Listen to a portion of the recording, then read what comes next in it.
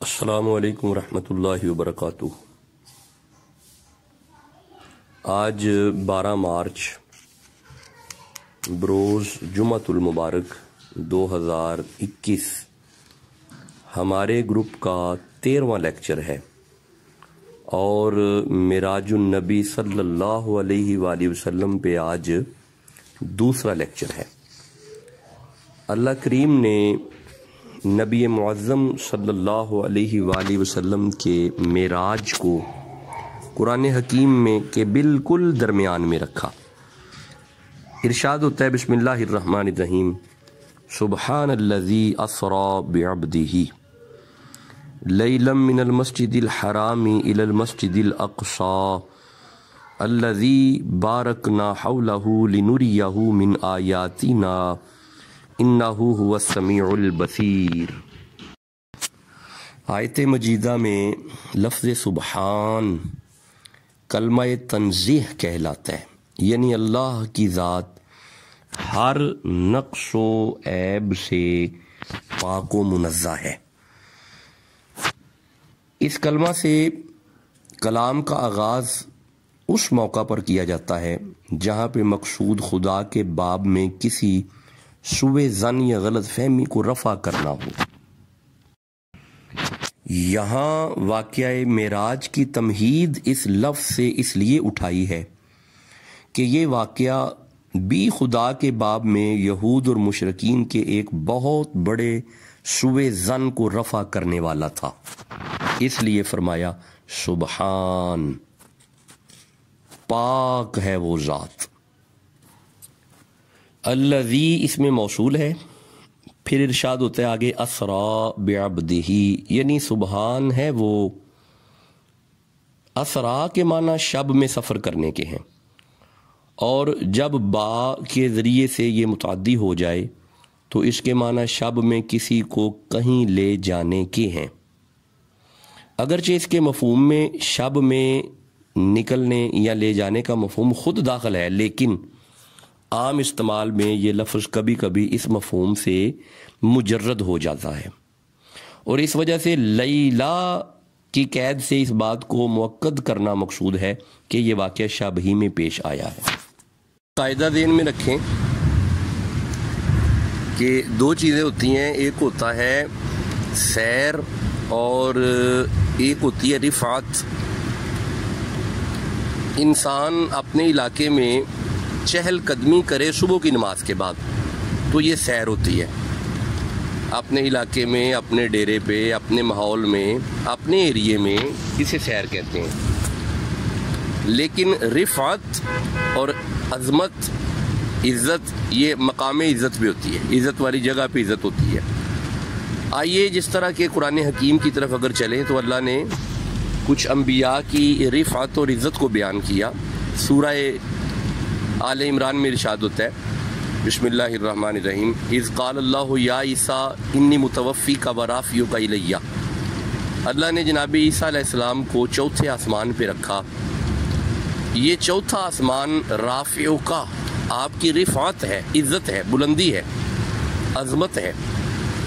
اسی طرح اگر سورہ مریم کی طرف جائیں تو ارشاد ہوتا ہے وَاشْکُرْ فِی الْکِتَابِ ادریس، ذکر کیجئے جناب ادریس علیہ السلام کا، انہ کان صدیق نبیہ، اللہ نے فرمایا کہ یہ ہمارے صدیق نبی ہیں۔ ورفعناہ مکانا علیہ، ہم نے ادریس علیہ السلام کو چھٹے آسمان پہ رکھا۔ یہ چھٹے آسمان آپ کا مقام علیہ، مقام رفعت ہے، مقام عزت ہے، بلندی ہے، عظمت ہے۔ اسی طرح میرات العاشقین حضرت خواجہ حمید الدین سیالوی رحمہ اللہ کی کتاب ہے، آپ فرماتے ہیں اللہ نے 5ویں آسمان پہ حضرت ہارون کو رکھا، اسی طرح حضرت موسیٰ علیہ السلام کو رکھا، اسی طرح 7ویں آسمان پہ حضرت ابراہیم علیہ السلام کو رکھا، اور یہ ان کی عزت ہے اور رفعت ہے۔ جناب آدم علیہ السلام کو پہلے آسمان پہ رکھا، یہ ان کی رفعت ہے اور عزت ہے۔ حضرت جبریل علیہ السلام کو اللہ نے سدرۃ المنتہا پہ رکھا، یہ ان کی عزت اور رفعت ہے۔ تو جیسے جیسے کسی کو اللہ اوپر لے جاتے گئے اور فرماتے رہے کہ یہ ان کی رفعت ہے اور عزت ہے۔ اب آئیے ذرا سورہ نجم کی آیات کو دیکھتے ہیں۔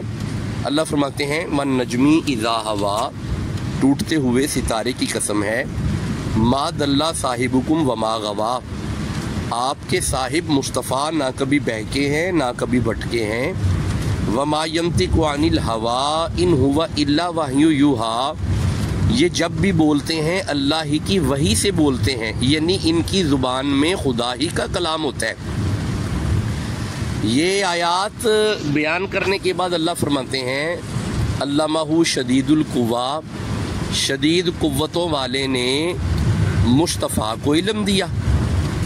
اب یہاں پہ کچھ لوگ استدلال کرتے ہیں کہ اللہ نے جبریل کے ذریعے علم دلوایا، یعنی جبریل نے مصطفیٰ کو علم دیا، تو میرے صاحبو اللہ نے فرمایا ہے علمہ شدید القوا۔ اب آئیں اللہ قرآن میں فرماتے ہیں ان القوۃ للہ جمیعا، ساری ہی قوتوں کا مالک صرف اللہ ہے، تو پھر ہم کہہ سکتے ہیں کہ علمہ شدید القوا، شدید قوتوں والے اللہ نے حضور کو علم دیا۔ اچھا پھر آگے ایک آیت میں اللہ فرماتے ہیں وَهُوَ بِالْأُفُقِ الْأَعْلَىٰ، پھر ہم آپ کو بلندیوں کی طرف لے کے گئے۔ اب علماء سے پوچھیں، اور صحیح احادیث میں یہ موجود ہے کہ نبی کریم صلی اللہ علیہ وآلہ وسلم آسمان اول پہ پہنچے، پھر آسمان دوم پہ پہنچے، پھر تیسرے پہ پہنچے، پھر چوتھے پہ، پھر پانچویں پہ، پھر چھٹے پہ، پھر ساتویں پہ، پھر مقام سدرہ۔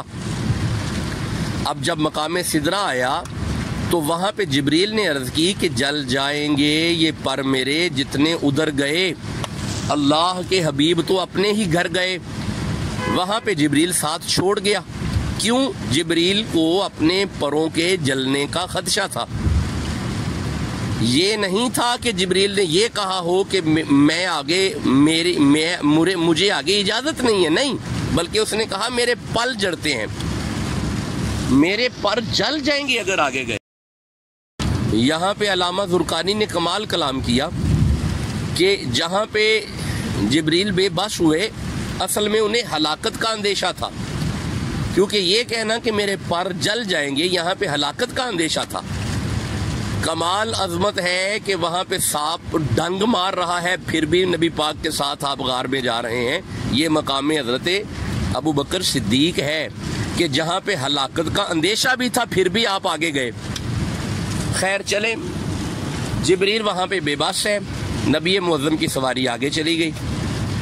اب قرآن حکیم کی طرف اگر آئیں تو اللہ نے اس منظر کو یوں بیان فرمایا، اللہ فرماتے ہیں ثم دنا، پھر وہ قریب ہوا، فتدلا، پھر وہ اور قریب ہوا۔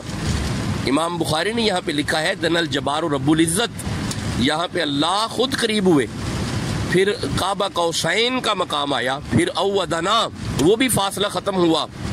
اب مقام اودنا پہ جب آپ پہنچے، اب قرآن حکیم کی آیات کو کھولیں تو کہیں پہ کوئی آیت تو آنی چاہیے تھی کہ کہیں پہ اللہ فرماتے کہ یہ دیکھیں یہ نبی کی عزت ہے، رفعت ہے، نہیں۔